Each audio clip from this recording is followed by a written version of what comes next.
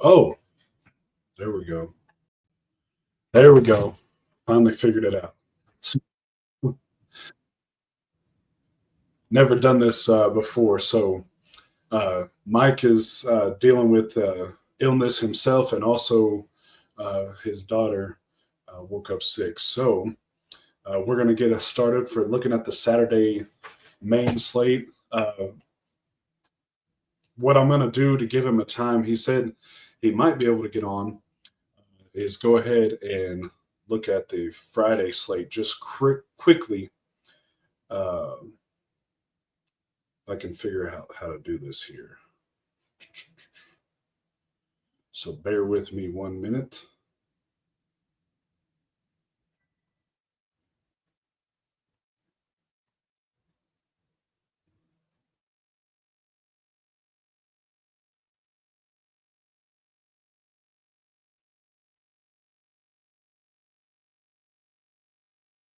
Okay, looks like we're on here. So for Friday, uh, my core is Dean Connors, and uh, reason being is Colorado's just really bad at run defense. Haynes King went off, and then so I also want to mention I also like Connor Wiegman. I just prefer Connors because he's a little bit cheaper, and anytime you can get a running back that's cheap, that's going to get 15, 20 carries a game plus some catches, it's an easy play. Will Nixon, we already talked about it in the chat. Um, and this was before, I put this in here. Nixon outstepped Willis last week. Obviously, that was before we got the news that Willis is out. So Nixon's going to be the highest owned player on the slate. Just not even something to think about. My receiver, though, I like is Jace Brown. He's second on the slate in targets. And if you click on this target tab, you can see the breakdown. And obviously, Colgate receiver has the most targets, and they're going to be throwing a lot, but it's also a huge step up in competition. And then you have Jace Brown with 29, and also Durand Bradley is also out, so he's going to get more looks. But you can also go look at the tight end Oakley or Jaron Tibbs and some of these other guys as well. And there's enough value, I think, where you can get in with Surratt and some others as well. And then my core quarterback, the reason I picked Nico is he threw 41 times last week. He had 255 yards, and he added a passing and a rushing touchdown. And the reason, I just think that he's going to be rushing 10 to 15 times a game. He's going to be throwing 30, 40 times a game. New Mexico's bad. They're really bad. But also, I think they're decent enough to keep it close because UCLA is not that great either. And Avery Johnson hasn't been good for Kansas State. Angeli and Mendoza, I mean, they could very well pay off in a half, but you're going to have it.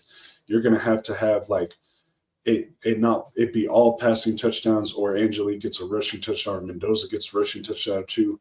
Because if it's all running backs in that first half and it's sitting at 42-0, then you're not going to get it paid off. But they're not saying that they're bad plays at all.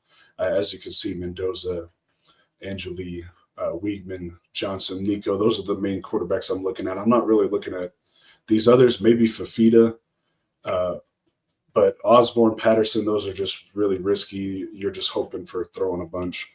And then Colorado, we don't really know who's going to be the quarterback. Thanks, guys, for the comments. Darren is in the chat here with us, and also my boy Huncho, and want to give him a shout out because he helps me with my new job, staying busy. He helps me get these sheets going because it takes a lot of time to get all these names marked and especially on 12 game slate, picking down and everything. So running backs, there's not a whole lot I like on Friday. I'm probably going to be playing Connors, Nixon, and maybe look at more receivers than running backs. Let's see. Holstein, yeah, we're going to get to that here in a minute.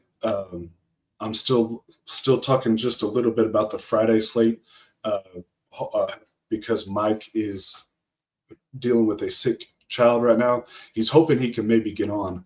So I was just trying to give him a little bit more time to possibly get on. And so uh, we'll be talking about that in a minute. But any questions for Friday slate, real quick? As I'm going to go over the receivers real quick before we jump to Saturday. So, Surratt, Gilmore, Brown are some guys I like. Simmons, he's probably going to be a lot higher owned than he should be, maybe because of last week, his performance. But you also got Cook and Gill from Syracuse. And then I mentioned Oakley. Buckley is a cheap receiver from New Mexico if you think they can keep it close. And then Thomas is the tight end for New Mexico. Let's see. Doesn't look like we have any questions for Friday, but so let's go ahead and without further ado, let's get to Saturday.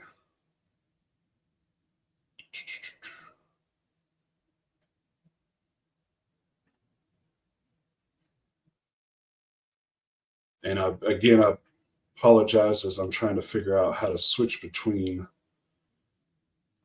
files here.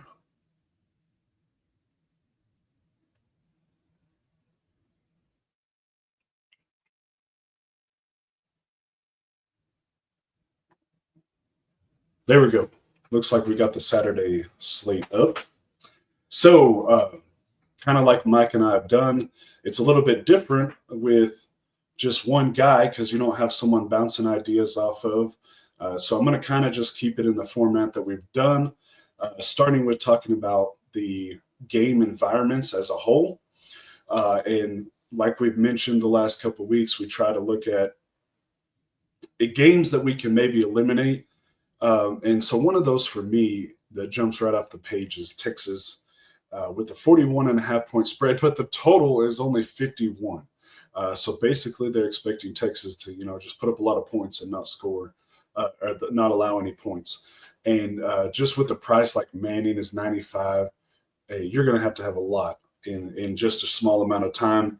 And obviously also Wingo, he burned me last week. I still cashed in my cash lineups, but he burned me enough in my GPPs that I had the Baylor SMU stacks that it was really frustrating.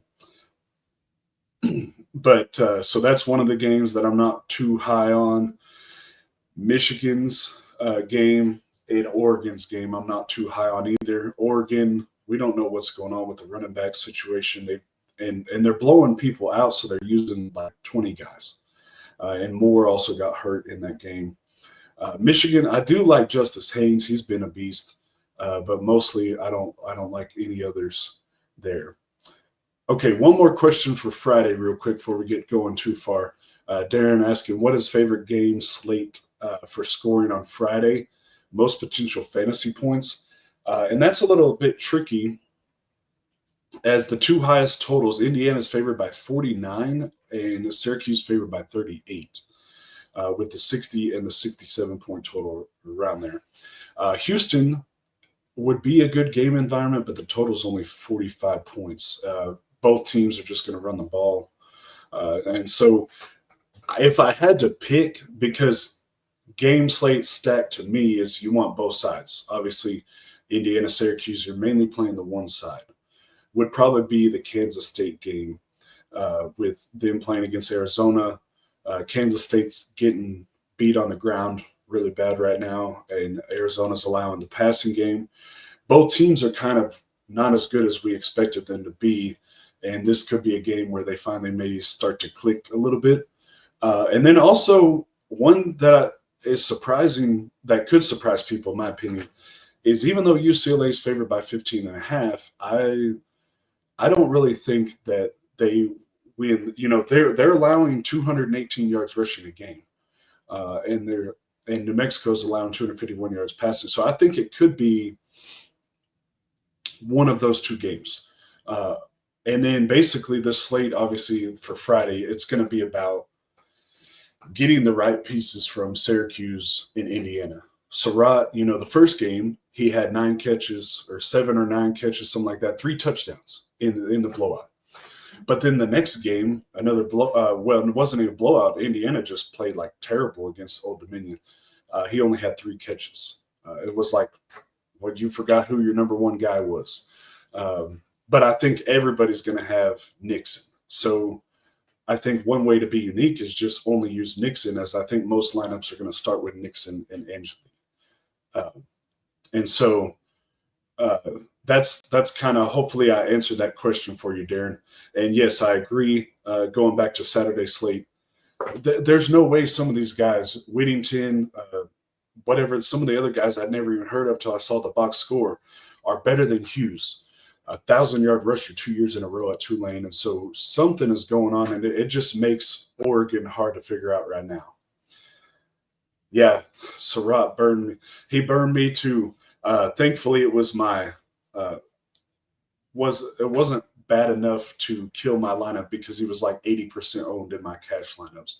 And if you guys don't know, as I mentioned before, I'm a heavy cash player. I do play some GPPs, but I mostly stick to the cash games. And so I try to play a lot of chalk with maybe one or two one-offs. And it was a decent week. Ended up cashing all the double ups, and then I went ahead and cashed double ups in NFL too, so it was good. Let's see. So going back to these game stacks, Oklahoma, they should win pretty easily. I know Mateer looks good and he's projecting well, but again, he's 9,400, and you have Haynes King under 8,000. Similar type players. And Haynes King is in a high total, 58.5, close spread. While Mateer might get some extra rest if they're up big. And so, I don't want to get ahead of myself. We're just talking about the spreads. So Alabama, I think this is the game that they kind of get right. They won pretty easily last week, continue here. But again, like Williams is 83, Bernard is 7,000. But the one guy, we'll talk about him here in a minute, is this guy, Kevin O'Reilly. But again, I don't want to get too ahead of myself. So these games with these high totals, 1, 2, 3, 4, 5, 6, 7, 8 games out of a 12-game slate, over 20-point spreads. And then of the 8, 1, 2, 3, 4, 5 have totals under 52 points. So to me, that screams you're just wanting one guy, like a one-off guy. I mean, it's not to say it's not possible. I mean, we saw what Oregon did to Oklahoma State, 69-3, and if you stacked Oregon, 5 different guys, you got money. But it's just, most of the time, this is the general plan here. And so that, like I mentioned, Clemson, Georgia Tech, I think that's a game that shoots out. Antonio Williams is questionable, but they say he's improving. And so if Clemson can get him back as well, that's just another bonus. Georgia, Tennessee, the total is only 50.5, but I do like that it's 2 good competitive teams, good offenses, and I think it stays close. And then the other one is Pittsburgh and West Virginia. Close spread, and it's 57.5. Those are the 3 main ones that stand out to me as stacking. In Miami. If you think USF can keep it close, that would be another game to stack as well.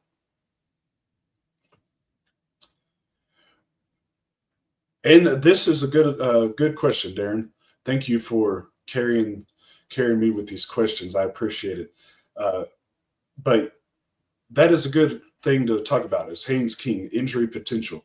We know that sometimes, and we talked about it last year in my Discord as well, which is, by the way, the Big Country DFS. It's just the Big Country DFS on Twitter, and then you can find the Discord. But I'm also in the Fantasy Corner Discord with Mike and the guys. But King would be on some of these midweek slates last year, and he'd go crazy the first quarter, and then all of a sudden he's limping around or something like that. And so, something like that, it's very possible. And we're going to get into quarterbacks here shortly. And I do like King, but it's not somebody that I'm, I was all in on him on the short 3-game slate that we had a couple of days ago, a week ago or so, but I'm not going to be like that tonight. Brandon, just getting the kids to bed. Thanks for fighting through. Yeah, Unfortunately, Mike is not here with us this evening. He might be able to pop on here in a minute, but I haven't got a message from him yet. But I'm trying to provide what I can for you guys, and hopefully it's something useful, not just a bunch of rambling here. So let's go ahead and get into the quarterbacks. So again, if you're not familiar, there's a lot of stuff on the sheets. My boy Chris does these bets. This is just a tab if you want to support us. Everything's always free. I'm always posting on Twitter. And then targets. Then we have all of the stat breakdowns. But you can also find those if you scroll down here. You have last year's stats and you have this year's stats. So like some of the teams like Arkansas State is giving up a ton of yards on the ground, 321 a game. Northwestern as well. Central Michigan getting beat in the air. Tennessee getting beat in the air. Arkansas State. So those are some of the things with the color breakdown you can kind of get out of those. But as for the markings here, the first column is cash. So those are the plays that I consider to be safe enough for cash, but still have upside for GPP. I'm not necessarily concerned about ownership. Just how do I feel about their floor? Because obviously for cash, you want that floor. The GPP only, those are more the plays that I think are more not as good of a floor. Still a decent floor, but not safe enough to be considered for cash, but have that high upside. And then risky GPP is something like more, we don't know his status with injury, something like that. I don't know why that random check was there on Stockton. Something like that. Or their floor is literally zero with either one of these two columns, risky and mega risk, or they have great upside, but their floor is zero. Or it depends on the injury, it depends on news or something like that. So Mike usually goes and talks about our favorite quarterbacks. My favorite quarterback right here is Gunnar Stockton. And the reason I think is Tennessee is going to keep it close. It's not going to be a blowout. Tennessee, but also we saw them give up a lot of points to Syracuse, that same Syracuse team that almost lost to UConn. And I think this price is a misprice because last week he didn't play very much because of, obviously it was a blowout, so they didn't need him. And so Stockton in week one, in a 28-6 win, he threw 34 times, had 26 completions, 227 yards. He also ran 5 times. Last week, he only threw for 190, but he had 4 total touchdowns. 2 passing, I got the weeks mixed up. Last week, he had no touchdowns, and I think that's why his price went down, because the week before against Marshall, he had 4 touchdowns, 2 on the ground and 2 in the air. And so I think he's just a misprice, and I like the game environment. So before I get to mentioning other quarterbacks, I want to go to Darren's question here. How good is OU's defense? And that's the thing. They looked good against Michigan, but it's also I'm very big, and I know this may not be a popular opinion, but I'm very big on, college, NFL. It doesn't matter if you're playing, home, away, on a cow pasture. It doesn't matter. But in college, I'm a very firm believer in the home road advantage. And Michigan had to go to Oklahoma. And so how much of that was the Sooners doing well? Temple, and I'm glad you mentioned this, Darren, he's not on the sheet, but that doesn't mean I'm not playing him. And I wanted to mention that because 12-game slates, you can't always list everybody. But he's 4,700. It's a home game, so they got a ranked opponent in Oklahoma coming in here to Lincoln Financial, and there could be extra motivation there. And the logic that I use with it, as I was telling somebody in the chat earlier this week, is it's possible, 3x is about 14 points. That's really all you need. But as Darren mentioned, is Oklahoma's defense legit? And is it going to be like last year was like 59-3. And in that case, it's not worth it. And so if you're a guy that's playing 20 plus lineups, I could see getting some exposure. But with Stockton there and a couple other guys we're going to talk about, maybe we don't need to look that way. So another guy I like is Eli Holstein. I know somebody, I think it was Darren, maybe mentioned being a stack possibility. Or sorry, Ben. Going back here, Ben mentioned Holstein and Raphael Williams a good stack, and I agree with that. But they're not my favorite plays in that game, and I'll get to that in a second here. So other quarterbacks, Brown, he was good for us a couple weeks ago, and his price is still down there at 5,100. So I don't mind taking some shots. I know USC's favored big, but look at that. It's also one of the highest totals. So USC, let's look at their past D. They're only allowing about 200 yards a game, but have they really played anybody, that's going to be passing as good as maybe Purdue? Jaden Maeva, I've always liked him. He's just a little pricey. So all these guys in green are guys I like. Carson Beck, I like him, 7,000. Nico with West Virginia. What intrigues me about him is Jaheim White is now out for the season. West Virginia is going to have about 3 or 4 different guys stepping up. But however, Nico, he was the guy that led the team in carries. So he's another possibility to look out. Klubnik, he had a weird first half last week, and the price is there, but I still think he's just GPP only because with Stockton so cheap, I think he's going to be pretty high owned, and I may be wrong. Let me check the projections again real quick. Right now, they're still projecting. I'm just looking at RG, Mateer the highest, Manning and Maeva, and then Holstein. So they don't really have Stockton high up, and I think some people might be sleeping on Stockton here. Before we get going to running backs, anybody have any questions on any quarterbacks? I know we talked about Simon that wasn't listed. Feel free to bring up anybody that you don't see listed anywhere. Rocco Becht is there, but Iowa State, they just kind of, to me, until it's conference play, their offense just doesn't really excite me because they really kind of just spread it out, it seems, and they're not going to really be passing if they don't have to. Byron Brown is interesting if you think UCF can keep it close. Let's see, who else did I not talk about? Morton. Texas Tech has just been wiping the floor with people in the first half.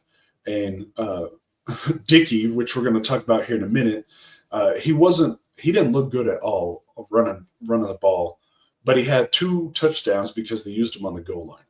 Underwood is still cheap for a rushing quarterback, but again, low total and high spread. Yeah, that's a good thing to mention too, Darren. Holstein kind of just spread it out a lot last year. So he might be a guy that I kind of play naked if I'm doing that. But let's see. Let's get into running backs here. So the biggest thing, and I want to read this down here, is Kevin Riley. So Jan Miller is questionable. They say he's trending day to day to be better, to play. Okay, but if he plays, how much is he going to play, right?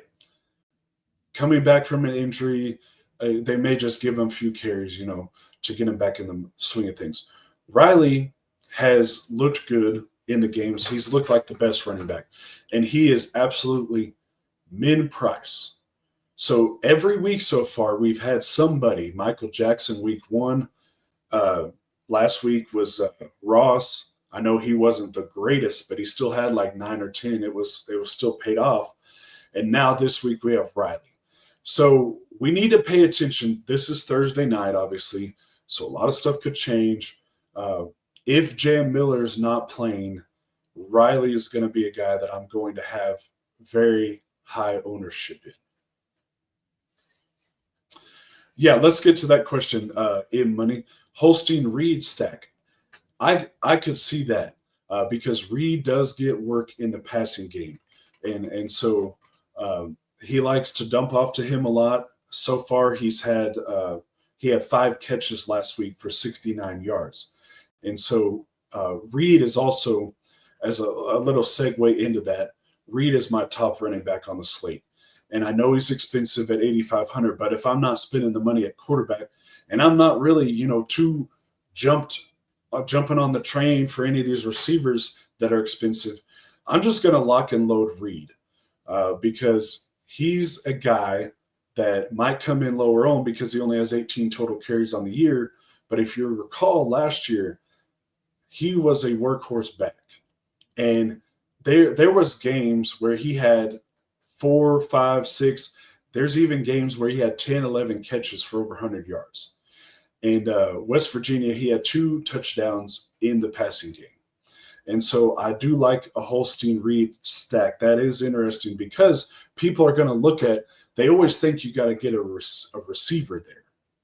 But Reed is still going to be used in the passing game. So Riley and Reed, if it stood right now, is where I'd be starting my cash game running backs. And then the third guy for my cash game running backs would be Devin Mockabee. And I know people are saying, well, negative game script against USC and all that. But Mockabee, he gets work in the passing game too. And so it's not like, okay, USC's up 14, he's not going to get work. He only has 4 catches so far on the year, but he does get work in the passing game. And I think that they'll use him more if they need to because he's obviously one of the more talented players on their team. And last week, he had 32 carries. He's had 46 carries in 2 games. In a 31-0 win against Ball State, he had 14 carries. And the price is still $5,400. We're talking about a guy that, if he was on a better team, would probably be priced about the same as Reed because of the volume. So again, if it stood right now, Mockabee, Reed, and Riley would be my cash game running backs. And so now we're going to talk about the other running backs. Miami, Lyle's coming back, so he's cheap, but they also have Fletcher. And they also have, I forgot his name because he's not on here, Brown, I think it is. Miami has 3 running backs. Iowa State has Hanson and Abu Sama. They have 2 running backs. Texas Tech has 2 running backs. Now, I will say with Texas Tech, people will chase Dickey because people love the guys that have the touchdowns, right? But I think Jacoby Williams, just from watching, is the better overall running back. But the fact is, Dickey is the one that's being used on the goal line. So we need Williams to break one. But also, there's a guy by the name of Adam Hill for Texas Tech that has gotten a lot of carries because of these blowouts. So if you think it's going to blow out, Adam Hill, he had 8 for 78 in the first game, and he had 16 carries in the second game. And so that's another possibility. Again, we can't list everybody. Justice Haynes, as I already mentioned, is a good play. Nate Frazier is interesting to me, especially if you don't want to use Stockton, because Yassine Willis did well against Tennessee. And Frazier's another guy that I think people are kind of sleeping on because, blowouts, and he hasn't really had a lot of work. Whittington, I faded him last week. He scored a touchdown on the first play of the game first drive, because Oklahoma State, my Cowboys, they looked terrible. It was just awful. And then Gundy is, sitting over there and he's taking selfies with the opposing fans as they're going back to the locker room. I think he's just got to go. I loved him as a coach, loved what he did for Oklahoma State, but he doesn't want to play the NIL game, doesn't want to play transfer game. Don't get me started on that rant. But anyways, Noah Whittington is going to be, again, another guy that might be popular that I'm going to fade because, look, I'm pulling up the box score for you guys right now. They had 1, 2, 3, 4, 6, 7, 8, 9, 10, 11, 12 different guys carried the ball against Oklahoma State. Mekhi Hughes ended up being the highest with 9 carries for 30 yards. Now, was Mekhi Hughes truly the 4th or 5th running back? And so he just got those carries because of it being a blowout? Right now, they're blowing everybody out. It's just not worth it, in my opinion. And again, game 1, also 12 guys carried the ball. So I just don't think playing the Oregon guessing game is worth it. And so that's my opinions on that. Now, for West Virginia, we talked about Jaheim White being out. Clay Ash is the guy that people are projecting the most because of his passing game work. Now, there could also be a couple other guys. Let me get their names. Ty Edwards. There's 4 possible guys: Clay Ash, Ty Edwards, Sincere Bowers, and Tyler Jacklick. And they're all 34, 31, and Min Price on the other 2. And so they're all going to be kind of similar to that Iowa running game was last week against Iowa State, which I faded. But in this case, it's not as much as a fade for me, but I don't want to go crazy on one or the other because we don't know how it's going to break down. And again, like I mentioned, Nico, the quarterback, had the most carries. Adam Randall for Clemson, he's still cheap, but I thought he was going to be better than he was when I played him in the first week. I'm pulling up real quick because I don't remember what he did last week. Yeah, I played him in the first week, and he gets 5 carries and nothing. 1 touchdown and 16 yards. But against Troy, he had 21 carries for 112 yards, touchdown, and 4 catches. So I like Randall some. Jamal Haynes, I've always liked, especially if, like Darren said, if you think that Haynes King might possibly get hurt or Clemson tries to zero in on King, he's a possibility. Oklahoma, I'm not, Jaden Ott, it's another thing like with Mekhi Hughes. You'd think he would be the guy, but he was out-carried by Javonte Barnes and Torrey Blaylock last week. And that was a competitive game, right? It wasn't a blowout. So, again, you have all of that. Darren, yes, that comment is funny right there. Picking a running back in a rich route offense is like looking for 4-leaf clovers in a pasture. And so you guys, I hope you're starting to understand and see why. I'm like, just get to Reed. In my opinion, he is one of the guys that has the most possibility of a breakout on the slate. We saw it last year. He had many games with multiple touchdowns. So with all of these guessing games, now, if Jan Miller's out, you can just lock in Riley. Min Price, not going to hurt, right? And then you got Reed, and then you got Maccabee. Another guy I like is Wayman Jordan, but they also rotate in Eli Sanders. And there's just a ton of these teams where they just rotate guys in. And so I like to stick, and that's just my preference. I know some people are different, is I like to stick to the workhorse backs. And one more guy that's a workhorse back that I haven't mentioned is Anthony Hankerson. The only problem is Oregon State is playing Texas Tech. And Texas Tech has shut down everybody so far. And Hankerson is not like Maccabee and Reed in the fact that he gets catches. And so that's really going to hurt his value if that game blows out. Yeah, Ott really messed up. And that's where, you hate seeing guys leave college early, but they got to make the best decision for themselves too, right? And he does that. He comes out, he gets hurt, tries to transfer, to a better team, and now it looks like he's not even lead back. So let's see. CJ Baxter, Texas is again favored by 41.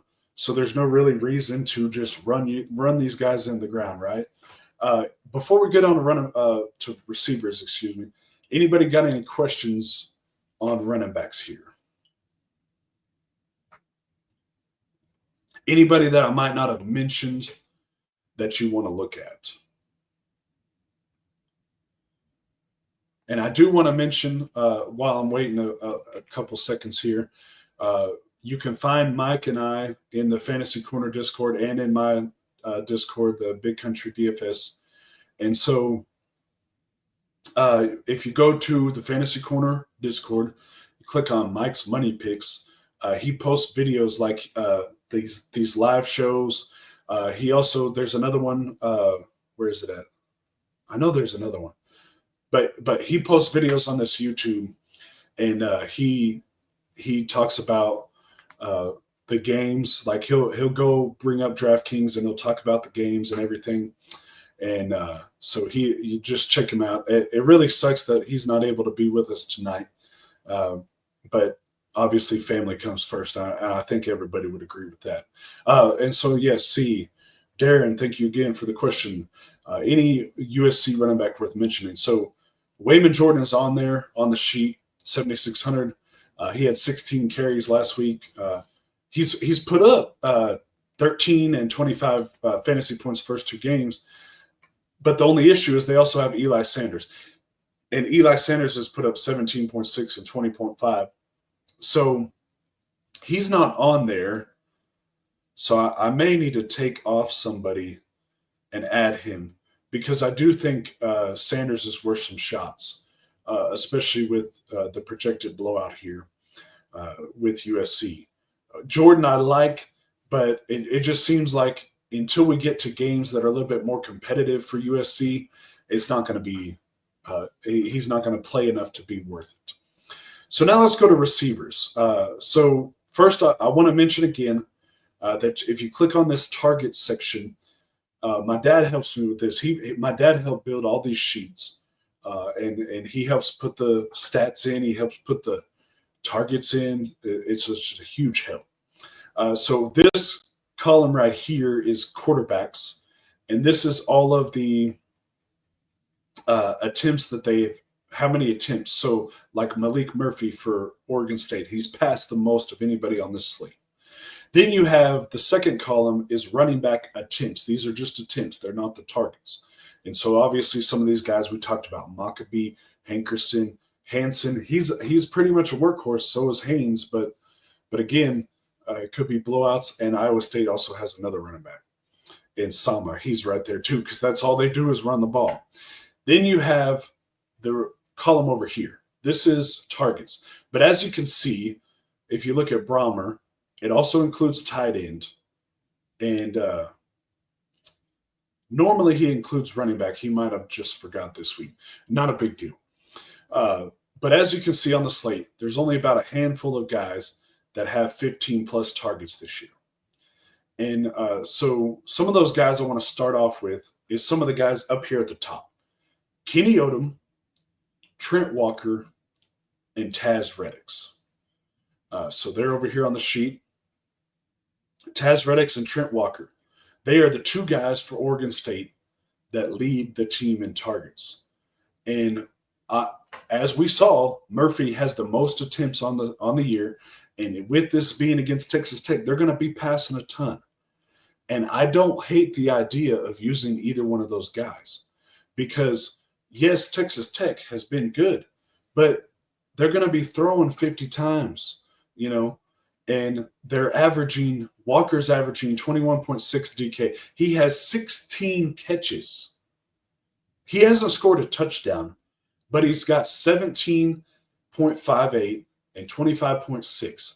Those are the type of plays that I just love, and people sleep on them because A, it's a blowout, 2, because they're not a good team or they don't have a good quarterback. Now, Reddix, he's more of the wild card because he only had one catch in the first game, and then he exploded with 11 catches, career high against Fresno. So if people pick one, I think they're going to go him. But Walker has been the guy there at Oregon State. He's been through multiple quarterbacks, and the price is just not there. Again, like Maccabee. I mean, Walker was 6,800 in week 1 against Cal. And now all of a sudden, because they're playing Texas Tech, it's a big, bad Texas Tech. Red Raider team, we got to drop his price 1,500. If this is the type of player that if they were on this USC offense, they'd be like 8,000-9,000. So Trent Walker is a guy I really like. Another guy on there that you saw at the top was Kenny Odom. Again, he's 4,500, a team that is projected to lose, that will be passing a ton. Now, he's a little bit more risky, in my opinion, than Walker, just because it is Texas, and he did score both games. He scored 26 DraftKings points because he had 14 catches, but he was playing against Utah State and Tennessee Martin. At least with Walker, he played Cal and he played Fresno State. Not great teams, right? But they're not Tennessee Martin and Utah State.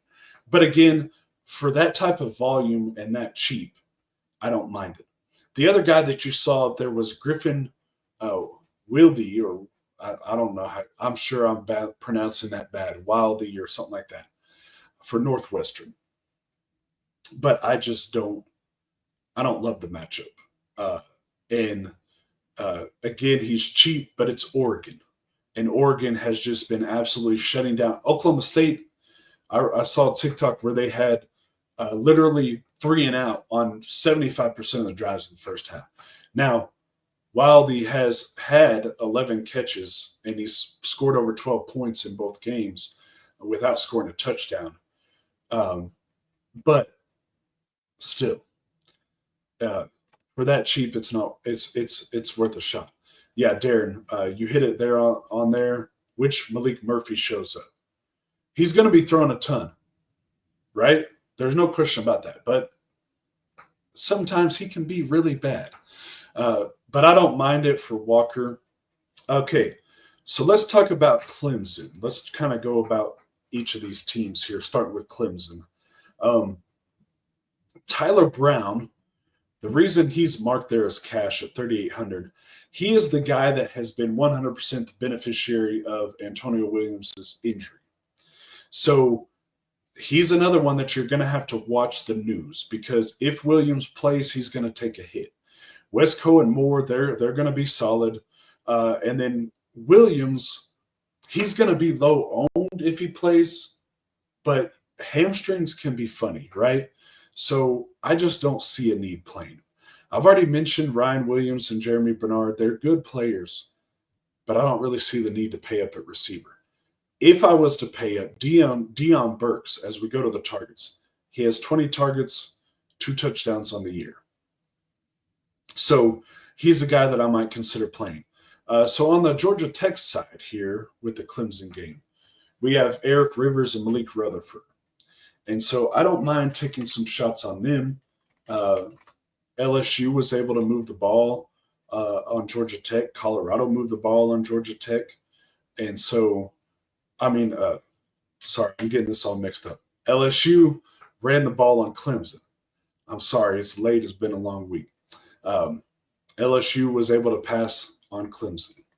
And so the only problem is they haven't really, Rivers only had 3 catches against Colorado, and then he only had 2 catches against Gardner-Webb.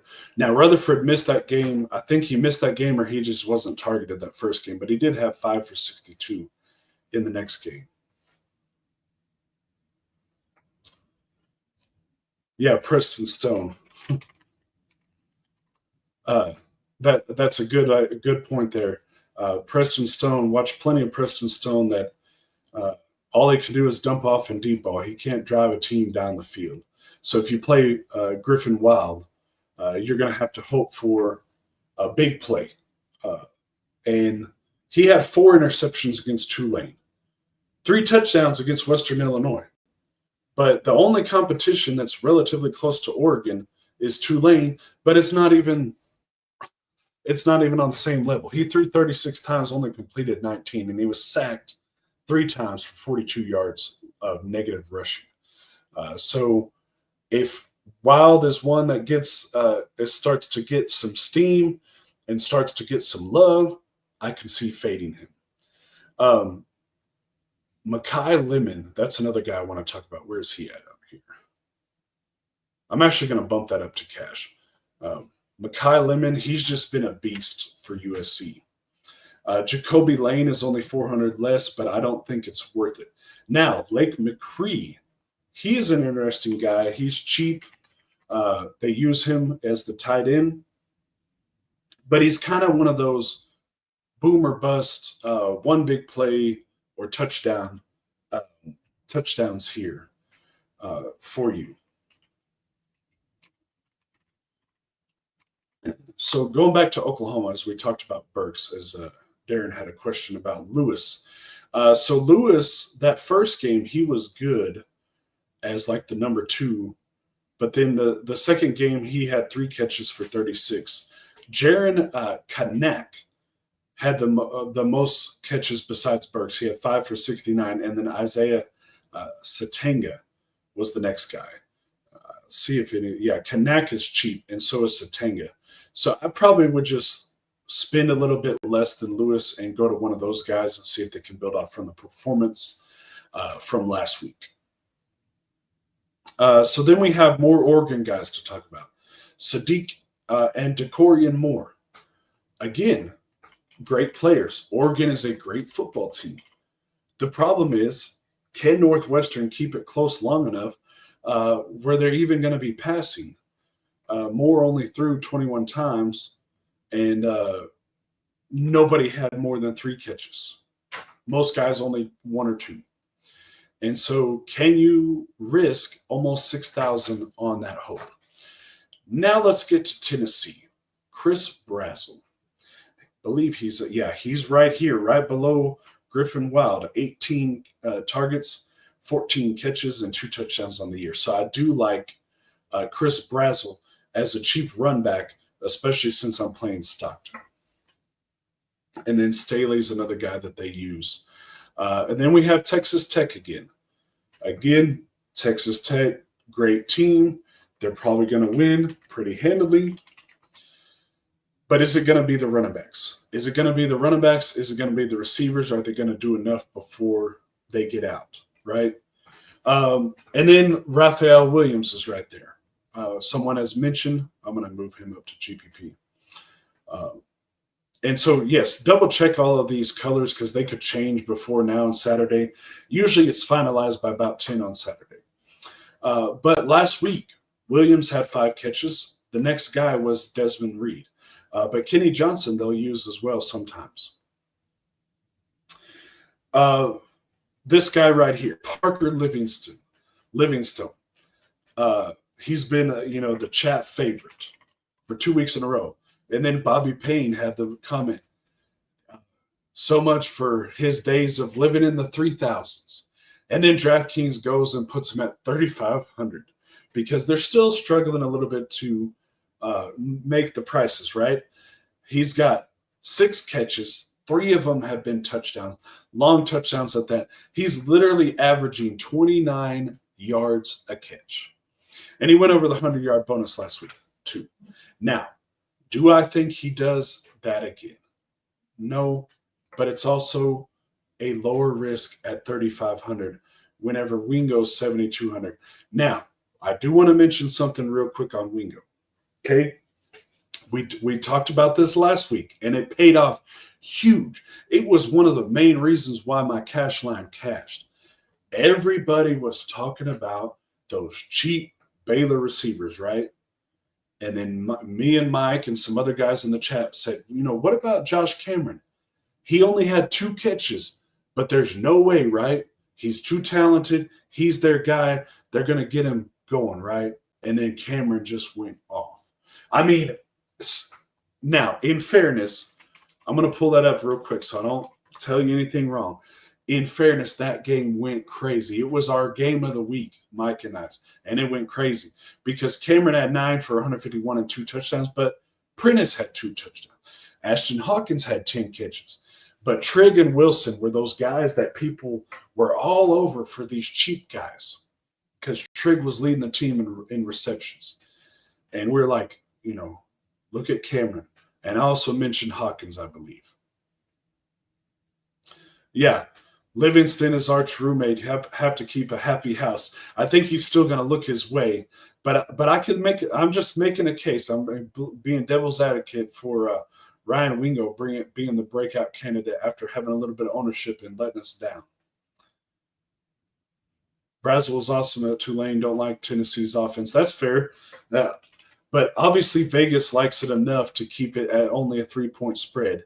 But again, we don't have a lot to go off of because they played Syracuse and then they played East Texas A&M Commerce or whatever. But they obviously put up points. But they put up over 120 points on the year so far, and Aguilar's look great. But it is going to be a huge step up in competition against Georgia. So Benjamin Brahmer, and Gabe Burkle, Iowa State doesn't pass a lot. But when they do, those are the two guys they look at, Burkle and Brahmer, the tight end. Corey Ruckers, he's on there just because Arkansas State's going to be passing a lot, kind of like Odom, kind of like Trent Walker, but not somebody that I'm running and jumping to get to. Jack Indries, 6,000, he just kind of is priced out there for me. Malachi Tony, he's been great for Miami, right? But I'm going to look at maybe C.J. Daniels to have a little bit better game. And then we have our good old Michael Jackson. He was the guy for us in week 1. And so if you're playing Brown, look at maybe playing Brown with Jackson or something like that. Let's see. Anybody else? I know we got a few people watching, 7 people watching. Anybody else have any questions? I didn't even realize I've been talking for 53 minutes. So some people say I have the gift of gab. So let me go ahead and mess around here. See if I can stop and then share. Let's go ahead and play around on DraftKings a little bit. So before we do that, let me just read my explanations to you since I've already shut off the tab. But I always give, if you click on the core 4 on the sheet, I give explanation as why I like these guys. And again, these are more for cash games, single entry. But Gunnar Stockton, I just think he's too cheap, a major price dip because DK, they're just going off the numbers. They're not putting in the work to show that he only played a little bit of that game. Tennessee let Steve Angeli throw for almost 300 yards, who looked terrible last week. Stockton, he's not known as a dual threat, but he can run when he needs to. And so I'm just not overlooking this price mistake here because each week we've had a cheap guy be the cash game quarterback, right? And I think he's the guy this week. And this is one of just 3 games, as I mentioned, that's not projected to be a blowout. And I know guys can get there in blowouts, but I'd rather take the shot on the guy that's going to be playing the whole game. Maccabee, do I think Purdue all of a sudden is great? Do I think USC? No. Sorry. Do I think USC rolls? I think they do. But again, you can't overlook the fact that he had 32 carries last week and he gets passing games work. And so for the people that say, well, it's a negative running game script, he gets work in the passing game. He's going to be a bell cow for Purdue all season. He's not priced like it. And we already mentioned there's question marks in Bama. There's question marks in Virginia. There's question marks in Oklahoma. Texas Tech, Iowa State, Miami are all running back by committees. Get the guys that are going to be the guys. He just feels like a no-brainer because 16 points is all you need for that 3x value for the cash games. And even if he gets game scripted out in the running game, he's going to have a lot of those 5-10-yard dump-offs on the screens, right? So this one, my next one is Tyler Brown. Now this, I will say he was my last guy in. And so for my last guy in, sometimes those can change between now and Saturday. So just watch, especially because the news, because a lot could change. Antonio Williams could play. Jan Miller could not play. And so this would switch to Kevin Riley. Just want to say that right now for those that are watching, maybe watching Friday, maybe watching Saturday after we get this news. If Jan Miller is out, Kevin Riley is in my core over Tyler Brown. But if Jan Miller plays and Antonio Williams is sidelined, then Tyler Brown is my guy. Because he's too cheap. He's got 8 catches in two games with 10 targets. And it's one of the games of those 3 games that are going to be competitive with high totals. But if Williams goes, I still like him, but he's going to take a hit. He's not going to be considered a core guy. And so I might go to like Wesco or some of the other guys. And then the last one. We've already kind of mentioned all these guys, but Desmond Reed, I'm just not overthinking this one, right? There's enough value to get him in. People may overlook it because the first 2 weeks are blowouts, but this is a rivalry game. West Virginia is one of the few spots where we get a team whose opponent allows or Pittsburgh, we can attack West Virginia because it's a team that allows a ton of rushing yards, but also has a true bell cow here. He also gets passing game work. He had 2 TDs last year against West Virginia in the passing game, and that was a much better West Virginia defense than we've seen this year. Ohio, last week, ran the ball 47 times for nearly 200 yards against West Virginia. He is the one running back on the slate that is a true bell cow, has the positive game script, has the high total, has the close spread. It's not a running back by committee mess. He's not a 20-point underdog like Hankerson. He gets passing game work. And we know, we saw it last week, wide receiver is such a crapshoot week to week for these first few weeks until the quarterbacks develop the chemistry, get these guys. So I'm going to pay for my points to the running back position. And so it doesn't matter to me what his price is because the upside is just so much better there. So that is my core plays here. So now let's get to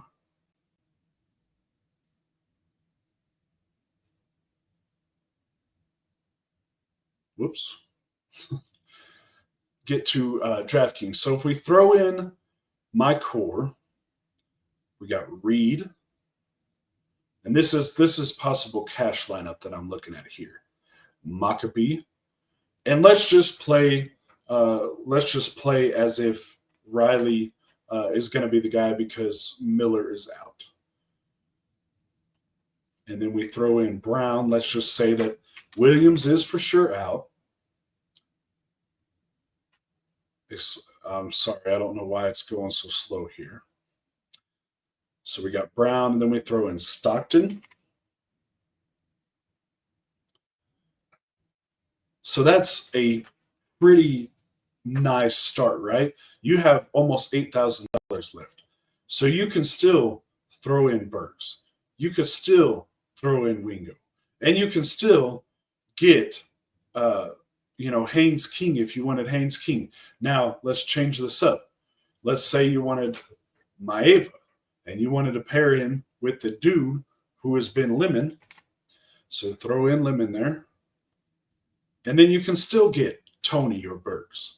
So there's a lot that you can do if the news breaks our way with Riley and with Brown. If Miller is out and if Antonio Williams is out, you can do a lot of stuff there. And so that's what I want to mention also is cash games. I am very much of the opinion I like to go 3 running backs. So if you have other builds you want me to look at real quick, we'll stay on for a few minutes if you want us to play around with anything here while we got it open. Let's just go ahead and look at a Clemson and Georgia Tech game stack. Let's say that that's the game that goes off, right? King, Klubnik, and then let's go ahead and throw in Brown for cheap guy, and then let's get Rutherford there, and then throw in Reed because he's been a baller. Let's say we don't want to use Maccabee. Let's say we just want to use Randall. So now we need a cheap guy. Well, if you get Riley, then you could have Lemon again. So that's a possibility there of a stack there. Yeah, Livingstone, we talked about him. He's been great. 3 touchdowns on the year. Also, the roommate of Arch Manning, so he's another good option here for you guys. Let's see what else. Let's say this Tennessee Georgia game. Let's say that game just decides to pop off, right? Let's say Georgia's defense is not as good this year. We got Aguilar, we got Stockton, and we got Branch and Brazel, right? And then see with the value, there's no reason to not play Reed. So I'm really interested to see what his ownership comes in at, because if it comes in low, I'm probably going to have 100%, and that would be even if I'm playing like 20 lineups. Because I mean, look at this. I'm still playing. This is a Georgia Tennessee stack. If that game goes nuts, and you got Reed, Maccabee, and Wayman Jordan. So there's possibilities here, folks. Anybody have any more questions for me before we get going here? I hope I did well. I know I much appreciate Mike. I love the conversation. I love the conversation questions you guys have. But I feel like if Mike was here, we'd have a little bit more discussion, playing devil's advocate, agreeing, disagreeing, whatever. I do want to mention with Wisner doubtful that you can also look at Jarrett Gibson for 3,400 or Christian Clark at min price. If you don't, you don't want to play Baxter, but you still want to get exposure. All right, looks like we're done with the questions and everything. We're about an hour, and I know that's what Mike wants to run. I don't want to, just be sitting here talking nonsense all night long. So, Darren, thanks for the participation. Thank you, everybody that joined in. Again, I know we just kind of had to do it a little bit differently. Didn't have Mike here to bounce ideas off. I appreciate the questions, Darren. It really helped me tonight. Good luck again to everybody. Yes, thank you for the shout out. We actually had our running back was player of the week for the Panhandle area here in Texas where I live. He had 297 yards and 4 touchdowns. He would have been a great play for our fantasy action here. So hopefully we can get a win tomorrow night. And then Darren, I want to shout out to Mike. Plenty of weeks left in the season. We'll catch you next week. And hopefully you'll get to feeling better. Hopefully your family gets feeling better. We miss you, but we know family comes first. So I just want to mention again, so Mike is at Mike's Money's Picks on Twitter. I am at Big Country DFS on Twitter. You can find both of us in Discords. Mine is his is at mconnelly88, and mine is just at Zach Green. In the Fantasy Corner Discord and in the Big Country DFS Discord, all of the sheets that you saw tonight, they're going to be posted on Twitter in both of those Discords. Friday is posted. Saturday's main slate is posted. And then Saturday, we'll post the night and the late night as well. So I hope you guys got something to help you with your lineups tonight or for Saturday. Again, you always want to stay tuned for the news, and we just appreciate you guys. I know Mike appreciates everyone, and we just thank you all for watching. Make sure to leave a comment, to like, subscribe, get notifications when we go live. That helps him grow the channel, helps spread the word. Because I know Mike's the same way. We just want to help guys win, especially those low volume guys that are just playing for fun. I'm going to be watching football anyways. Let's try to win some money. So thanks again for watching, and we will see you guys on the next time.